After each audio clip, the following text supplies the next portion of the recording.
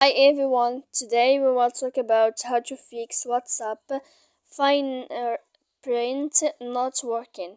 To know how to fix WhatsApp fingerprint not working, you should just go to settings like this. We will click. After that, in this page, you will go to apps, default apps, app settings.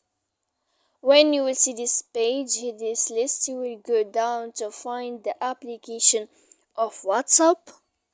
And when you will see this page, you will enter to first stop. You will click here. After that, you will enter to storage. Then you will go to clear cache.